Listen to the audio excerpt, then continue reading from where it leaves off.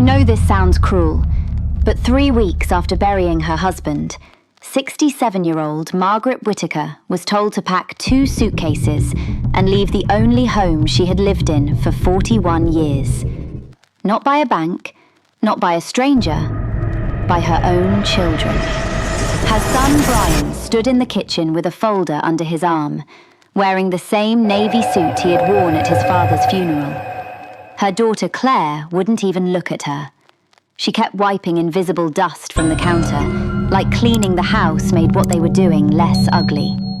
"Mum," Brian said, "listen, this is not personal. The house is too much for you now." Margaret looked around the kitchen. The chipped blue tile, the curtain she had sewn by hand, the little burn mark near the stove from the first Thanksgiving Harold tried to fry onions and nearly set the place on fire. "This is my home," she said. Claire sighed. "Look, Dad is gone. We have to be practical." Practical. That was the word people used when they wanted to do something heartless without feeling guilty. They told her the taxes were behind. They told her the roof needed work. They told her the house had to be sold before it became a burden. They had already spoken to a realtor. They had already cleaned out the garage. They had already decided which furniture was worth keeping. And Margaret realized something that made her chest feel hollow. They weren't asking her. They were informing her. "You can stay at Brookhaven Senior Suites for a few months," Brian said. "It's nice, safe, people your age." Margaret stared at him. "You know what hurt the most?" she whispered. "Not that you want the house. It's that you waited until your father was in the ground before saying it out loud." Claire's face tightened. "Mum, don't make this dramatic." But it was dramatic. It was 41 years of marriage reduced to 2 suitcases by the same children whose fevers she had cooled, whose lunches she had packed, whose broken hearts she had listened to at 2 in the morning. By sunset, Margaret was standing on the front porch with a small suitcase, a cardboard box of photographs, and Harold's old roll-top desk key in the pocket of her sweater. The desk was the only thing Brian didn't want. "Too heavy," he said. So he had it moved into the detached shed behind the house, where old paint cans and Christmas decorations went to be forgotten. Margaret had almost left it there. But something made her stop. Maybe grief. Maybe anger. Or maybe the memory of Harold's voice, soft and steady, telling her 6 months before he died, "Maggie, if things ever get quiet after I'm gone, open the desk." At the time, she thought he meant old letters, maybe insurance papers, maybe one of his crossword books. She didn't know he had hidden a deed inside it. And she definitely didn't know the name on that deed would change everything. Brookhaven Senior Suite smelled like lemon cleaner and reheated soup. Margaret stayed there for 4 nights. She slept in a narrow bed with a blanket that scratched her legs and listened to a television through the wall playing game shows until midnight. Every morning, Claire called to ask if she had signed the final papers for the house sale. Every morning, Margaret said, "Not yet."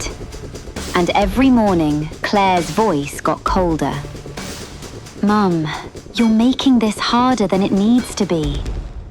Margaret didn't answer, because to be honest, she wasn't sure if she was making it harder, or if she was finally refusing to make it easy for everyone else. On the 5th morning, she called a neighbour named Mr. Alden, an 80-year-old retired mailman who had lived across the street since Margaret was 30. "I need to get into the shed," she said. Mr. Alden didn't ask why. He only said, "I'll be there in 10 minutes." The shed door groaned when it opened. Dust floated in the sunlight. Harold's desk sat against the back wall under an old tarp, the curved wooden top still beautiful beneath the dirt. Margaret ran her hand over it. Harold had bought it at an estate sale in 1984. He said every man needed one place to keep his serious thoughts. Margaret used to tease him because most of his serious thoughts were grocery coupons, bird-watching notes, and unfinished letters to city council. Her fingers trembled as she put the small brass key into the lock. It turned. Inside were envelopes tied with red string, a fountain pen, Harold's reading glasses, and a small wooden box she had never seen before. On top of the box was a note. Maggie, don't be scared of what you find. I only kept it quiet because I wanted to protect your peace while I still could. Margaret sat down on an overturned bucket. I know how this sounds, she whispered to Mr. Alden, but I'm scared to open it. He stood near the door, cap in his hands. Then open it scared. Inside the wooden box was a property deed, folded in thirds, along with a brass key and a photograph of an old brick building Margaret barely recognized. The deed read, "The Ashford Public Library Annex, transferred solely to Margaret Elaine Whitaker. Purchased and recorded by Harold James Whitaker." Margaret blinked. The Ashford Library Annex had been abandoned for nearly 20 years. It was a small red brick building on the edge of town, behind the old courthouse. The city closed it when the new library opened, and most people forgot it existed. But Harold had not forgotten it, and apparently he had bought it. For her. Behind the deed was another letter. Maggie, if you're reading this, it means I'm not there to explain myself, so let me try from paper. Years ago, I found out Brian had been asking about the house. Not because he loved it, because he wanted to sell it. Claire knew too. I don't think they are evil. I think they learned to measure love in paperwork and square footage. Maybe that's partly my fault. Margaret covered her mouth. The letter continued. I bought the old library annex because it was the one place they would never look. It needs work. The roof leaks over the back room, and the furnace sounds like a dying tractor. But it's yours. Not ours, not theirs. Yours. I put it in your name because I wanted you to have a door nobody could close on you. Margaret didn't cry when her children told her to leave. She didn't cry at Brookhaven. But there, in that dusty shed, holding Harold's last secret in both hands, she broke. Mr. Alden looked away, pretending to study the old lawnmower in the corner. That afternoon, Margaret drove to the Ashford Library Annex in Harold's old station wagon. The car smelled like vinyl seats and peppermint mints, and the engine rattled when she turned uphill. The building sat behind a row of overgrown hedges. Its windows were cloudy with dust. The front steps were cracked, and ivy climbed one side of the brick wall like nature was trying to pull it back into the earth. The sign above the door still read, Ashford Library Annex, Reading Room and Community Archive. Margaret used the brass key. The lock fought her at first, then gave in with a tired click. Inside, the air smelled like paper, mildew, and thyme. Shelves lined the walls, mostly empty. A few old chairs sat upside down on tables. Dust covered everything. A children's mural faded along the far wall. Painted birds, yellow stars, and a crooked sun with a smiling face. Margaret walked slowly through the main room. Her footsteps echoed. Harold, she whispered. What did you do? Behind the front desk, she found a second locked door marked Archive. The brass key opened that too. Inside was a small room filled with boxes. Not random boxes, labelled boxes. Harold's letters, house records, community donations. Margaret, important. Her breath caught.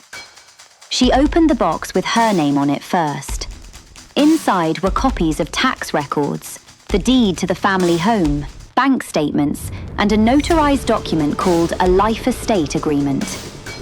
Margaret didn't understand all the legal wording, but she understood enough.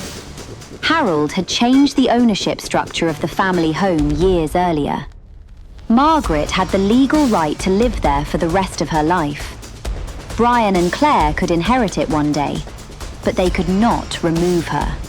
They could not sell it while she was alive.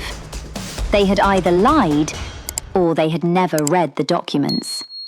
And Margaret wasn't sure which possibility hurt more.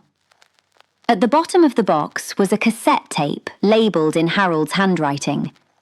For Maggie, if they try to rush you. Margaret stared at it. For a second, she thought she was losing her mind. Who still kept cassette tapes? Then she laughed through tears, because Harold did. Of course Harold did. She found an old tape recorder in another box, plugged it into a wall outlet, and pressed play. The machine hissed. Then Harold's voice filled the room. Maggie, okay, listen. I hope you never have to hear this. I hope our children do right by you. But if they don't, I need you to remember something. You are not a burden. You are not in the way, and you do not need permission to keep the life we built. Margaret lowered herself into an old chair. Harold's voice cracked slightly. I was afraid if I told you everything, you'd worry. You always worried about keeping the peace. But peace that costs you your dignity isn't peace, sweetheart. It's surrender. Margaret pressed both hands to her face. The next day, Brian arrived at Brookhaven with more papers. Claire was with him. They found Margaret in the lobby, wearing her good coat, holding Harold's leather folder. We need to talk, Brian said. Margaret stood. No, she said. You need to listen. Claire frowned. Mom, what is this? Margaret opened the folder and placed the documents on the table between them. The house is not being sold. Brian glanced at the papers, then at Claire. Mom, you don't understand what you're reading. Margaret smiled sadly. Look, I spent 41 years letting your father handle documents because I trusted him. But don't confuse trust with stupidity. Brian's face changed. Margaret continued. Your father gave me a life estate. I have the right to live in that house until the day I die. You both knew there were documents. You were hoping I wouldn't look. Claire's eyes filled, but she said nothing. Brian leaned forward. That house is too much for you. No, Margaret said. Your greed is too much for me. The silence that followed was so sharp, even the receptionist stopped typing. Brian gathered the papers with shaking hands, but Margaret placed her palm on top of them. These are copies, she said. The originals are safe. That was when Brian finally understood. This was not the mother he had moved out of her own kitchen. This was not the grieving widow who packed quietly while her daughter avoided eye contact. This was Margaret Whitaker, standing inside her own life again. 2 weeks later, the matter went to a lawyer, then to a judge. It did not take long. The documents were clear. Harold had protected her legally. The house sale could not proceed. Brian and Claire were ordered to stop all sale activity and return Margaret's personal property. But here's the thing. Margaret did not move back right away. Instead, She went to the old library annex. She repaired the broken front window. Mr. Alden helped patch the roof. A retired teacher donated books. A church group brought folding chairs. Someone left a coffee maker at the front door with a note that said, "Every good place needs coffee." Margaret turned the abandoned building into something Harold had dreamed about, but never lived long enough to build. A reading room, a community archive, a place where older people could bring letters, photographs, family records, old recipes, war medals, wedding albums, and stories no one at home wanted to hear anymore. She called it the Last Page Room. On opening day, 27 people came. By noon, there were 60. By 3, people were standing in the hallway, looking at old photographs pinned to corkboards, crying quietly over names they remembered. Claire came near closing. She stood in the doorway for several minutes before Margaret saw her. "I'm embarrassed," Claire said softly. Margaret didn't answer right away. Claire stepped inside. "I told myself we were helping you, but we weren't. We were helping ourselves." Margaret looked at her daughter. For the first time in weeks, Claire looked small. Not young, small. "You hurt me," Margaret said. "I know." "No," Margaret said. "You don't. No one tells you how much betrayal actually hurts when it comes from your own children." Claire cried then. Not loudly, not dramatically, just enough for Margaret to see that something inside her had finally cracked open. Brian did not come that day. He sent an email 2 weeks later. Short, stiff, full of words like regret and misunderstanding. Margaret read it once, then printed it and placed it in a folder labelled "Not Finished." Because some forgiveness takes longer than a good apology. Months passed.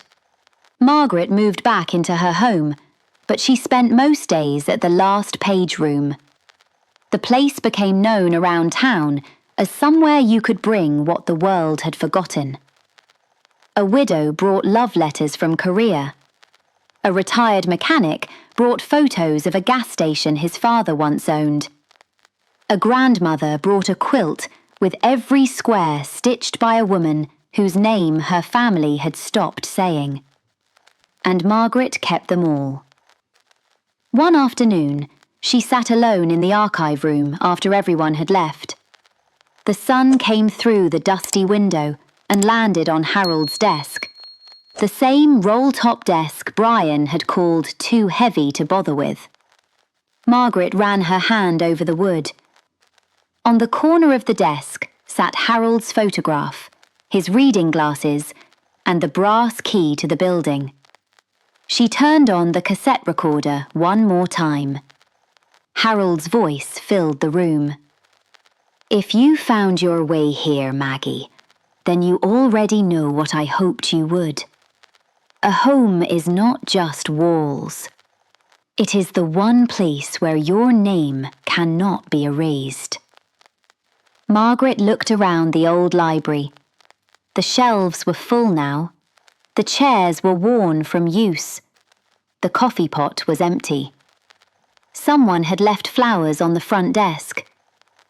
She was 67 years old. Her children had tried to make her disappear. But Harold had left her a door, and she had opened it. She didn't find a building. She found the one thing her family tried to take from her. A place where her name still mattered.